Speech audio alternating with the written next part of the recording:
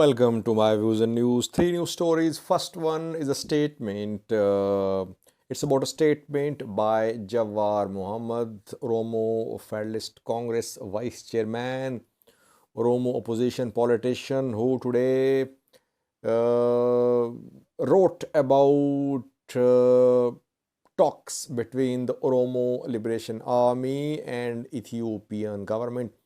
The two sides have issued statements in the past few days about talks. What is Jawar's position? Is he backing external mediation, which is OLA's demand? Secondly, viewers, we know that 2 days ago, a large protest was held in Cambodia, Amhara region, in support of ousted Majlis, Muslim organization Majlis chairman Mufti Haji Umar Idris, who is from the Amhara region.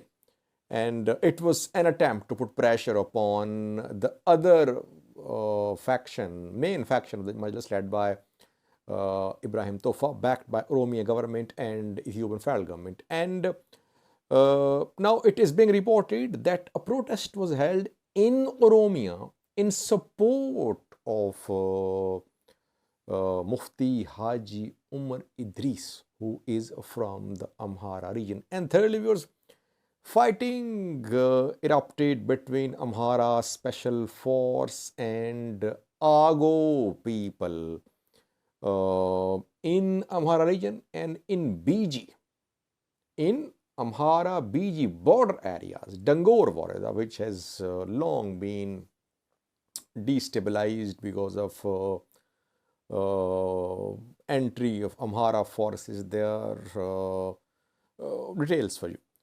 Firstly, viewers, you know that the two players to the conflict in Oromo, two stakeholders, have issued statements in the past few days.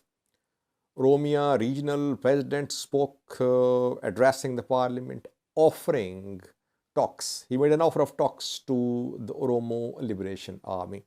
And it was a change in government's position.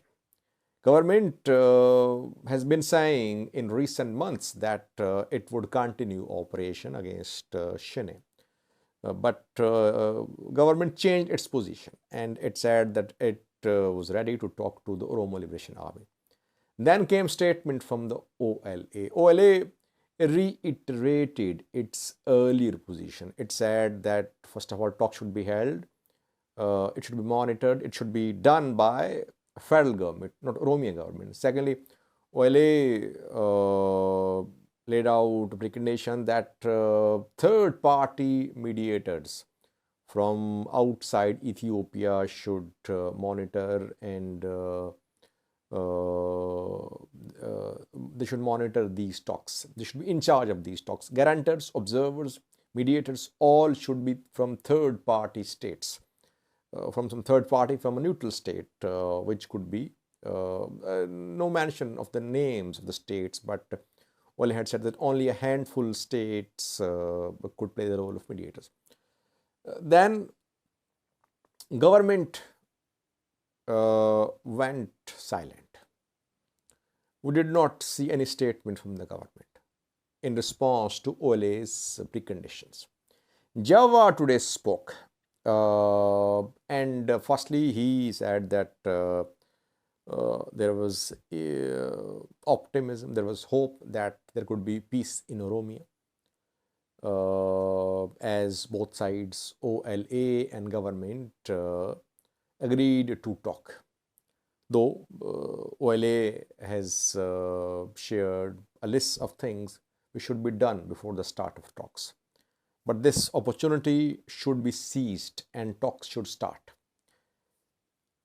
Jawar backed external mediation. As far as I could understand his post, he is backing external mediation, which is a demand of Oromo Liberation Army. Government so far has not ruled out the possibility of external mediation. Government tried internal mediation. It tried to involve local abagadas, but OLA rejected that mediation. So now it means that Oromia region-based main opposition politician Jawar is backing involvement of a third party.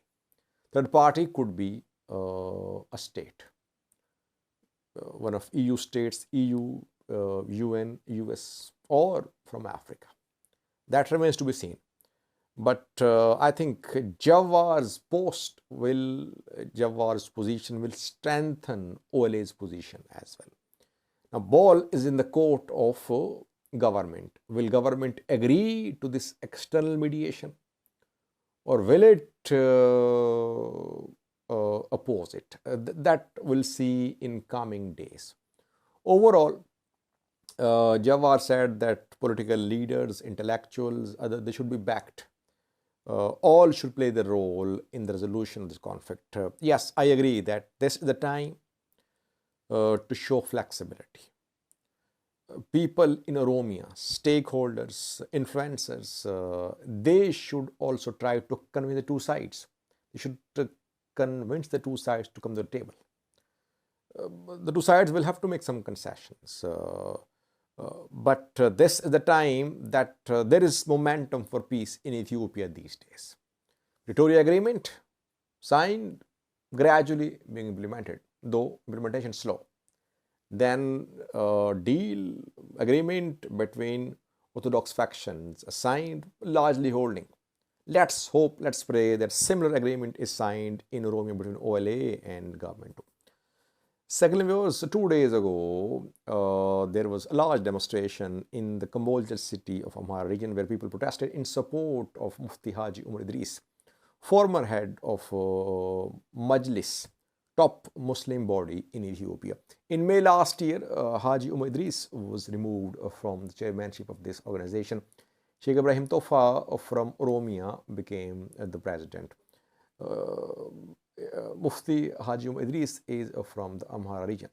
And back then it was said that Oromia government, PM Abiy's government, backed the change because they wanted to appoint someone from Oromia to be the head of the organization. And Sheikh Ibrahim Tofa from Oromo region, he was elected as the president. It happened in May. And after the recent Orthodox Church conflict, in which we saw that Oromia government supported Orthodox splinter faction, now Amhara region is hitting back. It is supporting protests in support of Haji Umar Idris. That is why 2 days ago a large protest was held in Cambodia in support of Haji Umar Idris. And now similar protests are being planned in Amhara region, in other parts, and in Oromia too. Reportedly, on Sunday, there was a protest in Nekemte in support of Haji Umar Idris. People displayed some banners, posters in support of Sufis. There is Sufi Salafi, Sufi Wahhabi confrontation in Islam. Like there is Sunni Brelvi Deobandi confrontation in the subcontinent, Shia Sunni disputes. Though these are all schools of thought, different schools of thought, but sometimes their differences turn into confrontation. This Salafi and Sufi division leads to disputes as well in African countries. Ibrahim Tofa is from Salafi, from Wahhabi sect, and Mufti Haji Umar Idris is from Sufi sect. It is being, an effort is being made to make this issue Sufi versus Salafi, Sufi versus Wahhabi issue. Amhara regional government is backing these demonstrations. In Oromia, obviously, Oromia government will not allow the protest to be held. That is why in Nekemte, security forces intervened. They dispersed the protesters. They did not allow them to continue the protest in support of Mufti Haji Idris. Thirdly, viewers, Amhara region, where we have seen clashes between Amhara forces and Agos and Kimans for years. Now it is being reported that in Amhara region, in Avi zone, Javi Wareda, there were clashes between Amhara forces and Ago people. And then in Dangor Wareda of Matakkal zone of BG, there were similar clashes between Ago people and Amhara forces. Several casualties are being reported in these two areas. One is part of Amhara, other is on Amhara BG border, part of BG. Amhara government has not said anything about these clashes, but several sources are reporting that clashes did happen. Property damage is being reported. Some arrests have also been made. We know that Caymans are Agos. Caymans have fled Amhara region in large number. Thousands of Caymans are in Sudan. They fled Amhara region after the start of the conflict in northern Ethiopia, when Caymans were accused of backing TPLF. There was fighting between Caymans and Amhara forces in Amhara region, and Caymans had to flee, large number of them, and some have chosen the path of armed resistance. They're being organized, they're being trained armed on Sudanese soil. So this Amhara-Ago dispute is ongoing.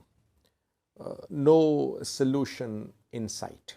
Though in several parts of Amhara region, Ago people live and live peacefully.